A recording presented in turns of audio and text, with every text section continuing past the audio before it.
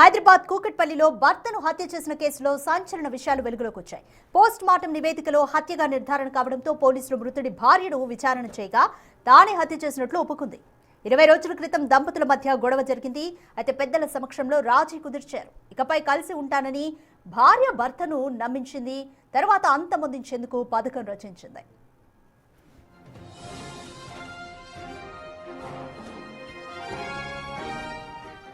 నాకు నా భార్యతో ప్రాణహాని ఉందని సుధీర్ రెడ్డి వారం క్రితమే పోలీసులకు ఫిర్యాదు చేశాడు. దీనిపై పోలీసులు దంపతులకు 2 సార్లు కౌన్సిలింగ్ ఇచ్చి పంపించేశారు. అయితే కౌన్సిలింగ్ జరిగిన వారం రోజుల్లోనే ప్రసన్న తన భర్తను కిరాతకంగా అంతమొందించింది. కలిసి ఉంటానని నమ్మించి మోసగించిందని పోలీసులు నిర్ధారించారు. ప్రస్తుతం నిందితురాలు ప్రసన్నను అరెస్ట్ చేసి రిమాండ్కు తరలించారు.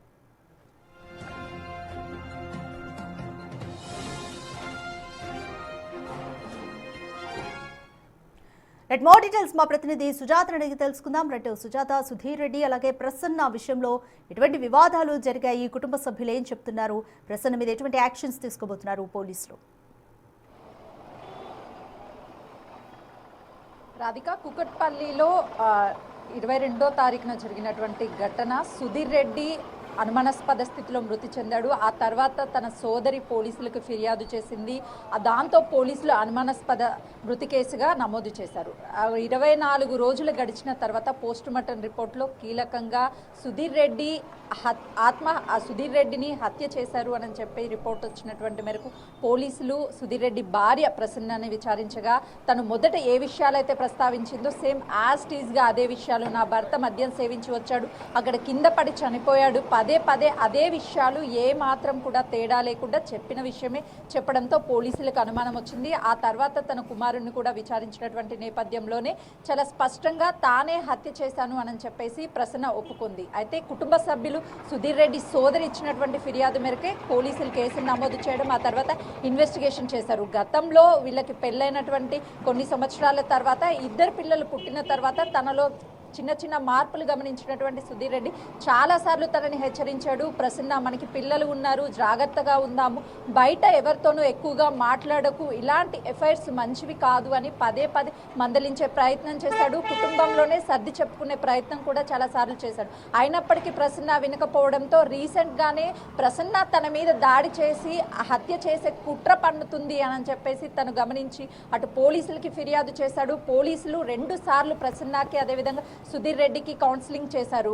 మీరు భార్యాభర్తలు పిల్లల కోసం కలిసి ఉండాలి, ఇలాంటి చిన్న మనస్పర్ధలు వస్తూ ఉంటాయి అని చెప్పేసి నచ్చజెప్పే ప్రయత్నం చేశారు. ఆ తర్వాత ప్రసన్నలో కొంతమేరకు మార్పుని చూశాడు. సుధీర్ రెడ్డి పూర్తిగా తనని నమ్మాడు. కానీ నమ్మినటువంటి కొన్ని రోజుల్లోనే సుధీర్ రెడ్డిని కడతేర్చింది ప్లాన్ ప్రకారము. గతంలో ప్రసన్నకి చాలా మందితో కూడా ఎఫ్ఐఆర్స్ ఉన్నట్టు స్వయాన చనిపోయినటువంటి సుధీర్ రెడ్డి బావనే కొద్దిసేపటి క్రితం మనం తనని అప్రోచ్ అయినప్పుడు ఏం జరిగింది అని డీటెయిల్స్ అడిగేటువంటి టైంలోనే తను చాలా క్లియర్గా చెప్తున్నాడు. గతంలోనూ ప్రసన్నకి చాలా మందితో ఎఫ్ఐఆర్స్ ఉన్నాయి, రెడ్ హ్యాండెడ్గా పట్టుకున్నటువంటి ఘటనలు ఉన్నాయి, కానీ పిల్లలు ఉన్నారు అని చెప్పేసి చాలా వరకు వీళ్ళు కాంప్రమైజ్ అయ్యారు అని. అయితే పెద్దల సమక్షంలో కూడా వీళ్ళని కాంప్రమైజ్ చేశాము, కలిసి ఉంటాము అని చెప్పారు. ఇంట్లో ఉన్నటువంటి డాక్యుమెంట్స్ అదేవిధంగా కొంత నగదు ఆస్తికి సంబంధించిన ప్రాపర్టీకి సంబంధించినటువంటి వాటన్నిటిని కూడా తీసుకువెళ్ళిపోయింది కుకట్పల్లి. ఆ తర్వాత ప్లాన్ ప్రకారమే సుధీర్ రెడ్డిని హతమార్చింది అని చెప్తున్నారు. కేవలము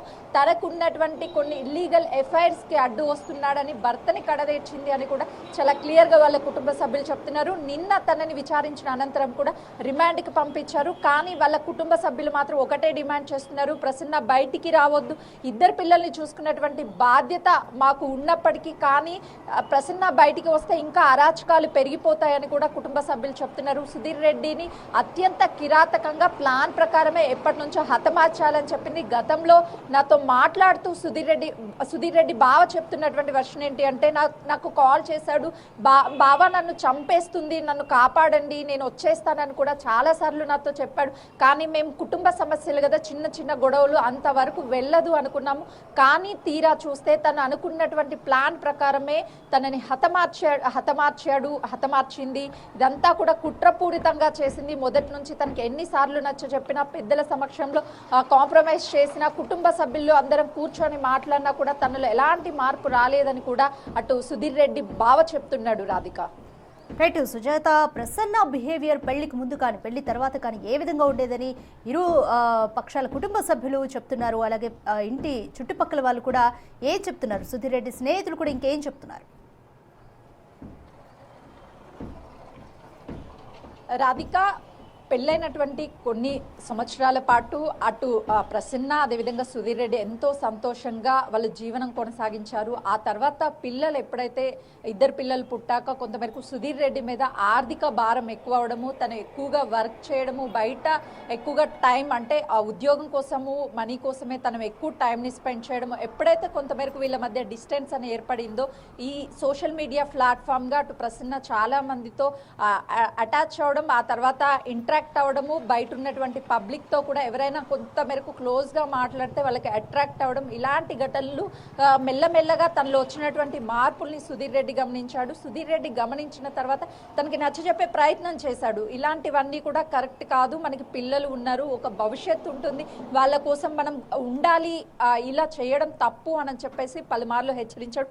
కానీ ఎక్కడ తను ఈ విషయాలు బయటపడినప్పుడు నేను మారిపోయాను, నేను మళ్ళీ మంచిగా ఉంటాను అని చెప్పి కొంతమేరకు సుధీర్ రెడ్డిని కాంప్రమైజ్ చేసే ప్రయత్నం చేసింది. సుధీర్ రెడ్డి కూడా ఇద్దరు పిల్లలు ఉన్నారు, వాళ్ళ భవిష్యత్ కోసము ఏ విషయాన్ని కూడా బయటికి చెప్పకుండా, ఎవరితో చెప్పకుండా దాదాపు 7 నుంచి 8 సంవత్సరాల పట్టు తనలోనే తాను దాచుకొని ఎవరికి కూడా చెప్పలేదు అని చెప్పేసి సుధీర్ రెడ్డి బావ చెప్తున్నాడు. అంటే ఎప్పుడైతే ఆ ప్రసన్న చేసేటువంటి అరాచకాలు ఒకరు కాదు ఇద్దరు కాదు అంతకంటే ఎక్కువ మందితో ఎఫ్ఐఆర్ ఉంది అని సుధీర్ రెడ్డికి తెలిసిందో ఆ టైంలోనే సుధీర్ రెడ్డి తట్టుకోలేకపోయాడు. ఇక వద్దు, ఇప్పుడు నా ప్రాణాలు తీయాలి అనుకుంటుంది, నా పిల్లల భవిష్యత్ ఏంటి, నా పిల్లల భవిష్యత్ ఏమైపోతుంది, నా పిల్లల్ని తీసుకొని నేను దూరంగా వెళ్ళిపోతాను అని నిర్ణయం తీసుకొని వాళ్ళ కుటుంబ సభ్యులకు చెప్పే ప్రయత్నం చేశారు. కానీ తను కుట్ర పన్ని తనని హతమారుస్తుంది అని చెప్పేసి సుధీర్ రెడ్డిని ఏ రోజు కూడా భావించలేదు అని చెప్పేసి సుధీర్ రెడ్డి కుటుంబ సభ్యులు సుధీర్ రెడ్డి బావ చెప్తున్నాడు. కానీ ప్రసన్న మొదటి నుంచి తన జల్సాలకి అడ్డు వస్తే కడతేర్చాలి అని ప్లాన్ ప్రకారమే ఇదంతా చేసింది అని చెప్పేసి కుటుంబ సభ్యుల వెర్షన్ వినిపిస్తుంది. మరోవైపు చుట్టూ ఉన్నటువంటి స్థానికులు కూడా ఎప్పుడు సుధీర్ రెడ్డి చాలా సైలెంట్ గా ఉండేవాడు, కేవలం పిల్లలతో టైం స్పెండ్ చేసేవాడు, బయటికి వెళ్ళి వచ్చేవాడు, ఉద్యోగానికి వెళ్ళాడా తిరిగి ఇంటికి వచ్చాడా వరకు మాత్రం ఉండేవాడు, చుట్టుపక్కల ఉన్నటువంటి వాళ్ళతో కూడా చాలా క్లోజ్ గా మాట్లాడినప్పటికీ లిమిట్ ప్రకారమే ఉంటాడు, ఎవరితో ఎక్కువగా ఇంటరాక్ట్ అవ్వడు, తన పనేదో తానే చేసుకుంటాడు. కానీ ఇలా సుధీర్ రెడ్డిని చంపుతుంది అని మేము ఎప్పుడూ కూడా అనుకోలేదు, ఇంత ఇంట్లో గొడవలు ఇంటర్నల్ గా ఉన్నాయని కూడా మాకు ఏ రోజు తెలియదని కూడా చుట్టుపక్కల ఉన్నటువంటి వాళ్ళు చెప్తున్నారు. బంధువులు మాత్రము ప్రసన్నాన్ని బయటికి రావద్దు, ప్రసన్నాన్ని శిక్షించాలి అని బంధువుల వెర్షన్ వినిపిస్తుంది. Radhika, thank you Sujatha.